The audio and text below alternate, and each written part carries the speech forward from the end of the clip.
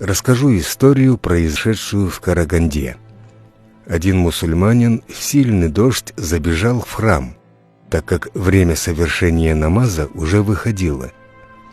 Зайдя, он встретил там батюшку, кроме которого там никого не было. Узнав, в чем дело, поп проводил его в каморку, где не было изображений и крестов, а сам стал наблюдать, как будет молиться мусульманин.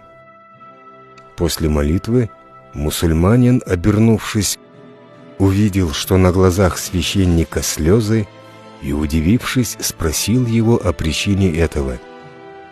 Тот ответил, что сильно удивился, смотря на молитву, и это его очень проняло. И объяснил он это тем, что он никогда не видел, чтоб так молились Господу. И его это очень растрогало и задело его чувства. Прошло некоторое время. Однажды этот мусульманин пошел на джума намаз и, стоя в рядах молящихся, вдруг увидел того самого попа. Мусульманин, удивившись, спросил, как он здесь очутился и что он здесь делает.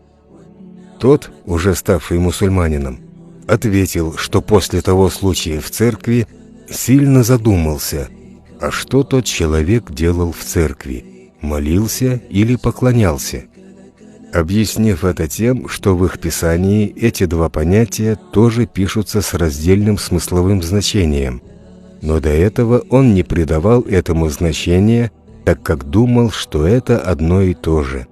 И только впервые увидев, как поклоняется мусульманин, был поражен именно техникой поклонения Господу, его совершенством, раболепием и смирением перед Богом, сказав при этом, что более совершенной молитвы не видел и не представлял, рассказав, что Иисус отдельно молился и в то же время отдельно поклонялся, падая ниц перед Богом.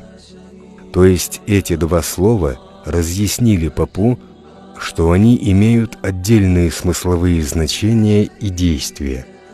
Для ясности, молиться – это просить, а преклоняться – это отдавать. Если кто не знает, то в намазе не просят, а поклоняются, и только в конце или после намаза, воздев руки, просят себе. Это и стало причиной принятия ислама этим человеком. Да воздаст Аллах ему тройную награду за его деяния. Казахстан, Тараз, 2019 год. В Караганде не так уж много церквей, и если кто хочет, сможет найти этого человека и убедиться в достоверности этой истории.